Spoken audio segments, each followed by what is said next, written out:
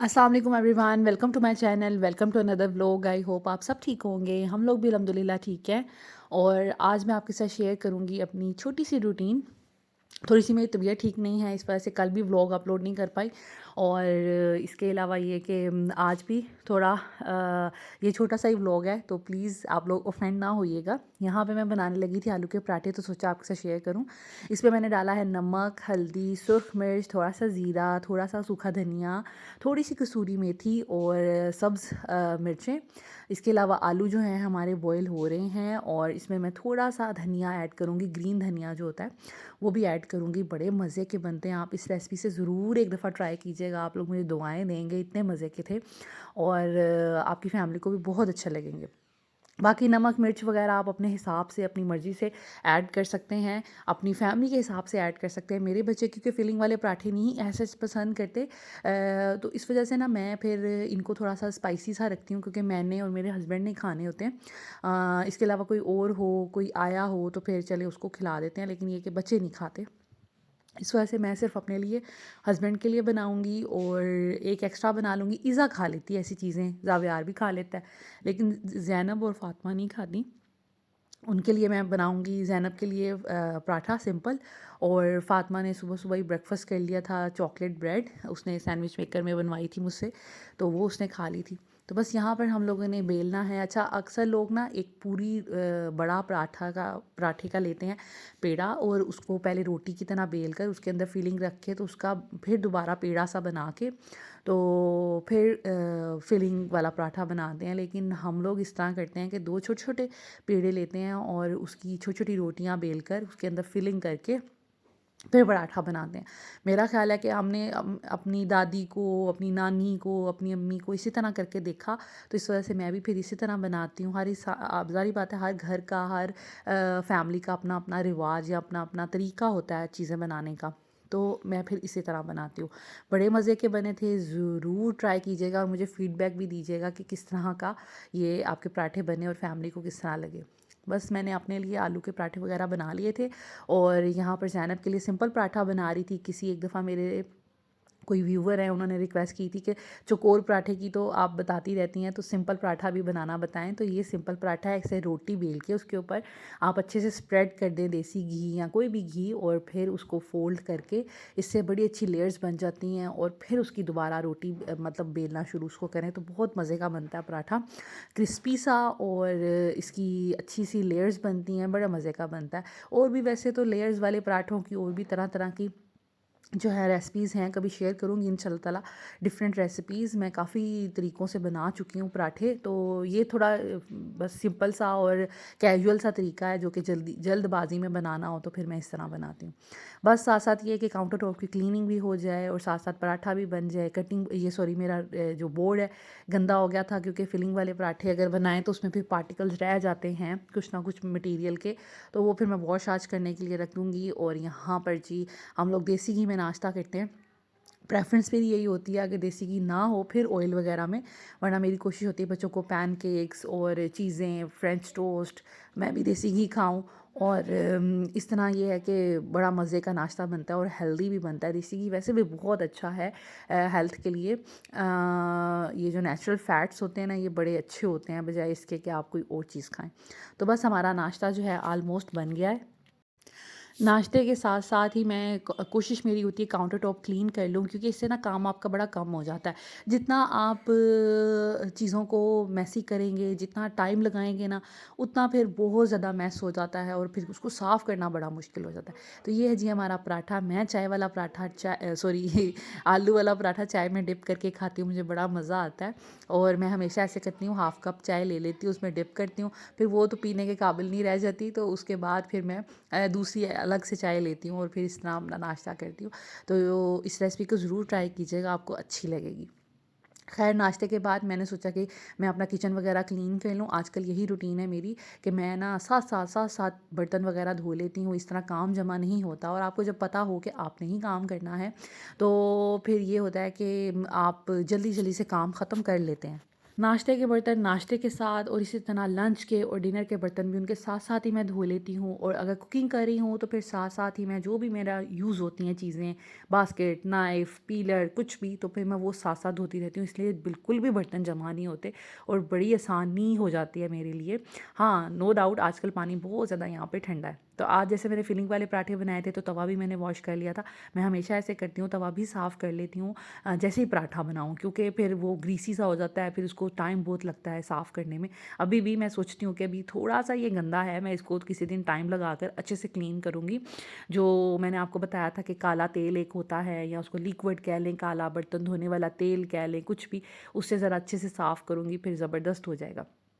तो बस counter top भी साथ ही मैंने साफ़ कर लिया था अपना। और ये जो मेरा क्लॉथ है, मेरा जब काम ऑलमोस्ट ख़त्म हो जाता है, फिर मैं यहाँ पर ना इसको इस तरह किसी डोंगे में डाल कर थोड़ा सा सर्फ ऐड करके तो रख देती हूँ। फिर दिन में एक दफ़ा, या तो आप रात में कर लें या दिन में कर लें, उससे ये होता है कि आपका जो ग्रीस है ना किचन की, तो वो फिर साथ के साथ धुलती रहती हैं। तो उस इस टाइम पे मैं ये कि बाकी कब जो मेरे बर्तन थे नाश्ते के, वो भी साथ साथ मैं धो रही हूँ, क्योंकि अब सब ने नाश्ता कर लिया था। जब मैं किचन में आई थी तो नाश्ता भी ज़ैनब कर रही थी, तो फिर बाकी बर्तन जो है जमा हो रहे थे। तो फिर मैंने सोचा कि उतनी देर अपना तवा वगैरह इस तरह की चीज़ें वॉश कर लूँ। और जैसे ही ज़ैनब ने नाश्ता ख़त्म किया, तो फिर मैंने इनके बर्तन भी धोना शुरू कर दिए हैं। तो इस तरह ये कि अल्लाह का शुक्र है कि सारा काम जो है ना आसानी से हो जाता है। उसके बाद घर के काम-काज के बाद मैंने फिर शावर लिया, थोड़ा फ्रेश हुई और यहाँ पर मैं इज़ा को खाना खिला रही हूँ। खाना तो मैंने सबके लिए बना लिया था, रोटी वग़ैरह, पास्ता भी बच्चों के लिए फ्रिज में पड़ा था, लेकिन अभी ज़ैनब फ़ातिमा का मूड नहीं था। तो इस वज़ह से फिर बस मेरे साथ ना इज़ा खाती है, क्योंकि इज़ा ने सुबह नाश्ता अच्छे से नहीं किया था। तो बस यहाँ पर मैं रेडी हुई थी, मुझे जाना है आज डॉक्टर के पास, मेरी कुछ दिनों से तबीयत ठीक नहीं है। परसों से 1 दिन पहले मेरे साथ क्या हुआ कि मेरे सर में बहुत काफ़ी दिनों से दर्द है और मुझे चक्कर आ रहे हैं। मैं ज़्यादा देर खड़ी होती हूँ ना, तो फिर मुझे ऐसा लगता है कि मैं स्टेबल नहीं हूँ। चक्कर आना शुरू हो जाते हैं। इसके अलावा आँखों में बड़ी सेंसिटिविटी है। इसके अलावा ऐसे लगता है कि मैं कंट्रोल जो है ना मेरा, वो लूज़ कर रही हूँ। तो इस तरह की तबीयत है और सर में अक्सर दर्द है, स्पेशली एक साइड पर। तो मैं ना काफ़ी दिनों से ना थोड़ी लो थी। तो उसके लिए मैंने क्या किया, हम लोग परसों ऐसे ही रात में डिनर के लिए बाहर निकले थे, बस हल्का-फुल्का स्नैकिंग टाइप कुछ करनी थी। तो हस्बैंड कहते कि चलें आप ना किसी डॉक्टर को भी चेक करवा लें। हम लोग गए यहाँ पर बहरिया में एक हॉस्पिटल है, वहाँ पर बहरिया हॉस्पिटल गए और वहाँ पर इमरजेंसी में हमने सोचा चेक करवाएँ, लेकिन वहाँ पर मुझे ना, हम लोग बच्चों को साथ लेके गए हुए थे, बच्चे इतने अच्छे से जिसे कहते हैं कि पैक भी नहीं थे। कपड़े उन्होंने इतने कोई ख़ास अच्छे पहने नहीं हुए थे। अच्छे इन द सेंस कि उन्होंने बस हमें ये था कि हम खाना खाने जा रहे हैं और गाड़ी से निकलेंगे और खाना खा लेंगे।